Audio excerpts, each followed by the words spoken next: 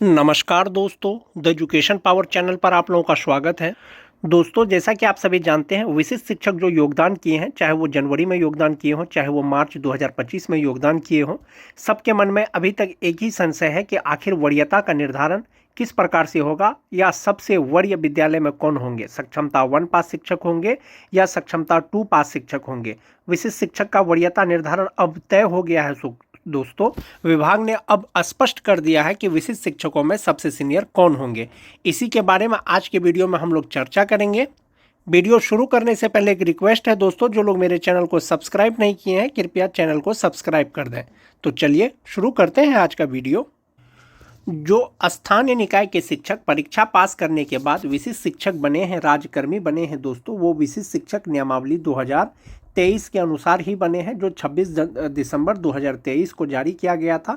और नियमावली में स्पष्ट ये दिया गया था कि ये जो विशिष्ट शिक्षक नियमावली है, बिहार राज्य विद्यालय अध्यापक नियमावली 2023 के तहत नियुक्त किए गए विद्यालय अध्यापकों के समान करने के लिए ही बनाया गया है। और जो वरीयता का निर्धारण होगा विशिष्ट शिक्षकों में, वो नियमावली के अनुसार ही होगा दोस्तों। विशिष्ट शिक्षक नियमावली 2023 का पॉइंट नंबर 7 में दिया गया है दोस्तों, वरीयता निर्धारण को लेकर के, और उसी के अनुसार वरीयता निर्धारण होगा। जहां तक बात सक्षमता 1 और सक्षमता 2 पास विशिष्ट शिक्षकों का है, उसके बारे में बाद में चर्चा करेंगे। फिलहाल विशिष्ट शिक्षक में वरीयता का निर्धारण जो होगा वो नियमावली के 7.1 के अनुसार होगा।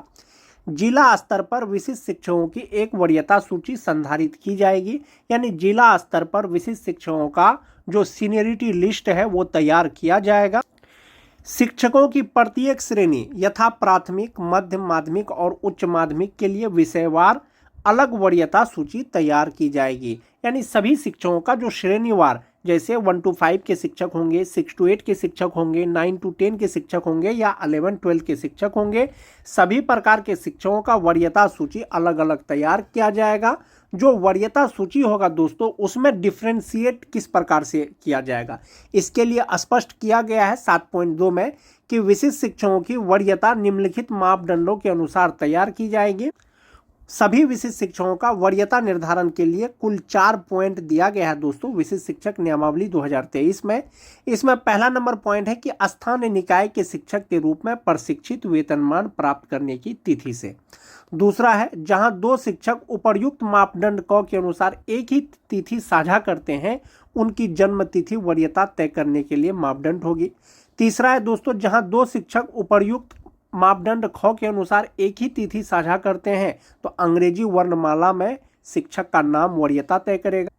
उसके बाद है दोस्तों, उपर्युक्त मापदंडों में फिट नहीं होने वाले किसी अन्य मामले का निर्णय विभाग द्वारा किया जाएगा, वो भी बाद में किया जाएगा।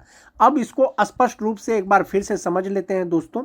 इसमें जैसा कि दिया गया है कि स्थानीय निकाय के शिक्षक रूप में प्रशिक्षित वेतनमान प्राप्त करने की तिथि से, यानी कब से आपको प्रशिक्षित वेतनमान मिल रहा है, चाहे वो सक्षमता 1 पास विशिष्ट शिक्षक हो, चाहे वो सक्षमता 2 पास विशिष्ट शिक्षक हो।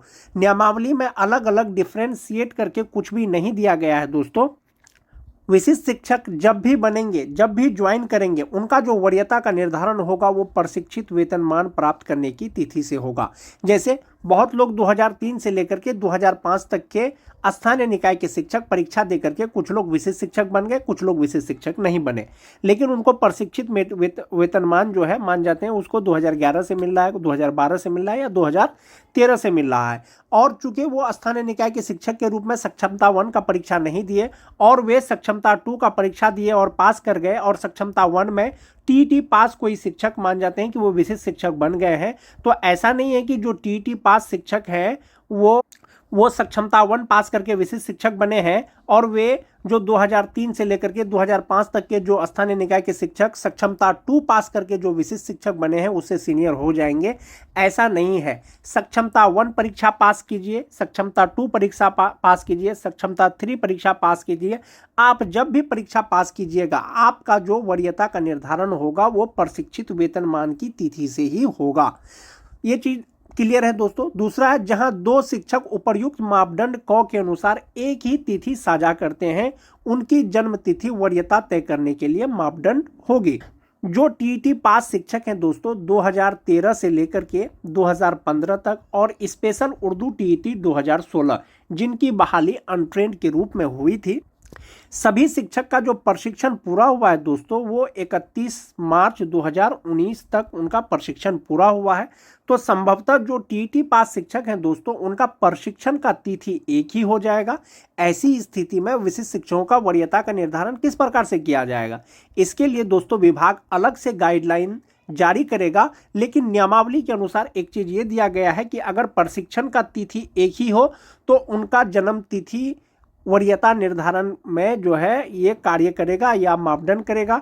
चूंकि 2, 4, 5, 6 या 100 शिक्षकों का बात नहीं है दोस्तों कि एक ही तिथि साझा करते हैं तो उनका जन्म तिथि के आधार पर वरीयता निर्धारण कर दिया जाएगा। यहाँ पर हजारों की संख्या में शिक्षक हैं दोस्तों, इसलिए एक ही तिथि अगर साझा करते हैं तो उनकी जन्म तिथि वरीयता तय करेगा। फिलहाल ये नियमावली के अनुसार दिया गया है। हो सकता है आने वाले दिनों में जब वरीयता का निर्धारण हो विभाग के द्वारा जो है गाइडलाइन जारी किया जाए। लेकिन नियमावली के अनुसार एक चीज ये स्पष्ट है कि प्रशिक्षित वेतनमान प्राप्त करने की तिथि से वरीयता का निर्धारण होगा। यानी जो सबसे पहले प्रशिक्षित वेतनमान पा रहे हैं, यानी सबसे पहले जिनको प्रशिक्षित वेतनमान मिल रहा है संभवतः वही सबसे सीनियर होंगे। इसमें जो 2003 से लेकर के 2005 तक के शिक्षक हैं, जो 2006 के शिक्षक हैं, 2010 के शिक्षक होंगे, 2016 के शिक्षक होंगे, 2013 के होंगे, 6th फेज के होंगे, ऐसे शिक्षकों में प्रशिक्षित वेतनमान जिनको सबसे पहले मिला है वही सबसे वरीय होंगे।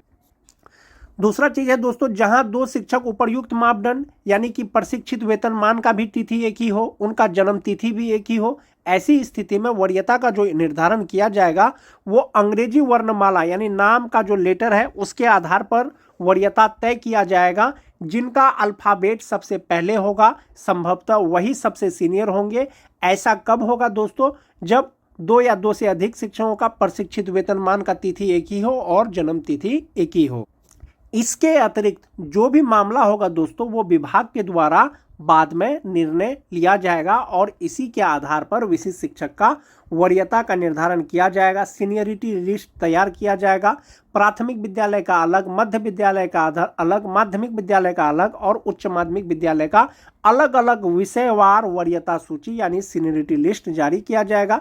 चूंकि विशिष्ट शिक्षक नियमावली के द्वारा ही दोस्तों विशिष्ट शिक्षक स्थानीय निकाय के शिक्षक से राज्यकर्मी बने हैं यानी विशिष्ट शिक्षक बने हैं, तो संभवतः उनका जो वरीयता का निर्धारण किया जाएगा वो नियमावली के अनुसार ही किया जाएगा। अगर इसके अतिरिक्त अगर कुछ होता है दोस्तों संभवतः आप ये मान के चलें कि नियमावली में जो है संशोधन किया जाएगा। जैसे एक मामला है सेवा निरंतरता का। चूंकि विशिष्ट शिक्षक नियमावली 2023 में सेवा निरंतरता से संबंधित कोई भी गाइडलाइन नहीं दिया गया है दोस्तों, इसीलिए अगर सेवा निरंतरता विशिष्ट शिक्षकों को दिया जाएगा तो इसके लिए बाद में विभाग के द्वारा नियमावली में संशोधन किया जाएगा। विशिष्ट शिक्षक नियमावली के अनुसार विशिष्ट शिक्षकों को प्रोन्नति भी दिया जाएगा, लेकिन कब दिया जाएगा, लगातार 8 वर्ष की सेवा के बाद दिया जाएगा। जो विशिष्ट शिक्षक जनवरी 2025 में विशिष्ट शिक्षक बने हैं 2033 जनवरी में वो प्रोन्नति पाने योग्य हो जाएंगे। यानी 1 to 5 के जो विशिष्ट शिक्षक हैं वो 6 to 8 के विशिष्ट शिक्षक के पद पर उनका पदोन्नति या प्रोन्नति किया जा सकेगा 2033 में। जो 6 to 8 के विशिष्ट शिक्षक हैं 6 to 8 के वरीय विशिष्ट शिक्षक के रूप में, जो 9-10 के विशिष्ट शिक्षक हैं 9-10 के 11-12 के विशिष्ट शिक्षक के रूप में, और जो 11-12 के विशिष्ट शिक्षक हैं वो 11-12 के विशिष्ट शिक्षक के वरीय के रूप में उनका प्रोन्नति किया जा सकेगा, लेकिन 8 वर्ष के लगातार सेवा के बाद। जो जनवरी में ज्वाइन किए हैं उनका प्रोन्नति जनवरी 2033 के बाद किया जाएगा।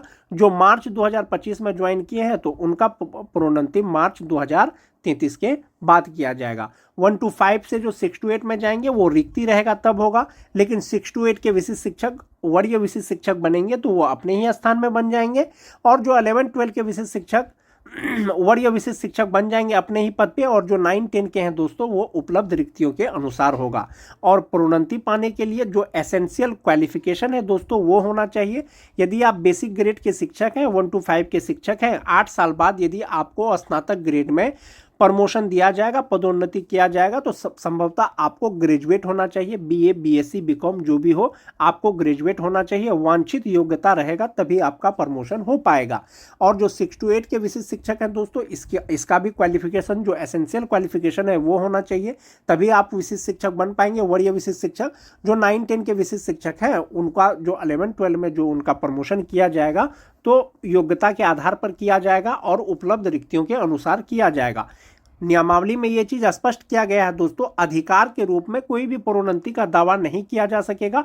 सभी प्रोन्नति उपलब्ध रिक्तियों के आधार पर ही होगा और विभागीय नीति को ध्यान में रखते हुए किया जाएगा।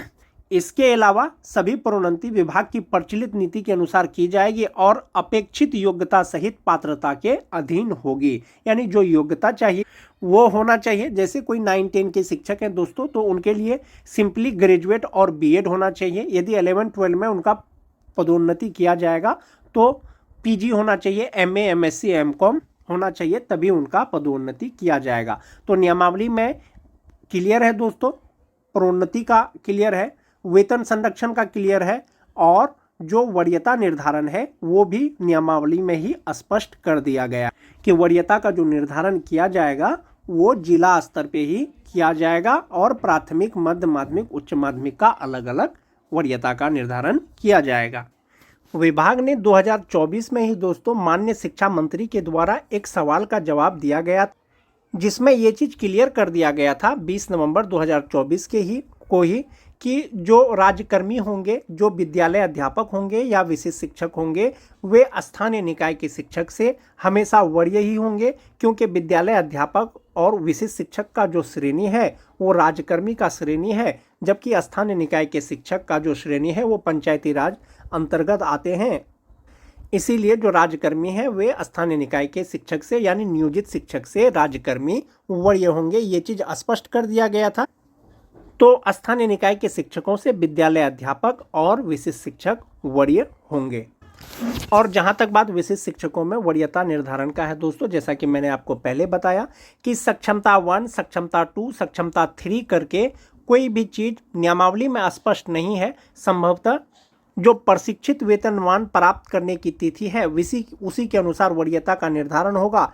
चाहे तो आप सक्षमता 1 पास करके विशिष्ट शिक्षक बनिए, चाहे सक्षमता 2 परीक्षा पास करने के बाद विशिष्ट शिक्षक बनिए, चाहे तो सक्षमता 3 परीक्षा पास करने के बाद आप विशिष्ट शिक्षक बनिए।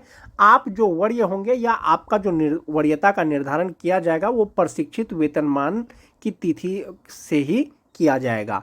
आज के वीडियो में दोस्तों बस इतना ही। वीडियो अच्छी लगे तो अपने दोस्तों में लाइक और शेयर जरूर कर दें।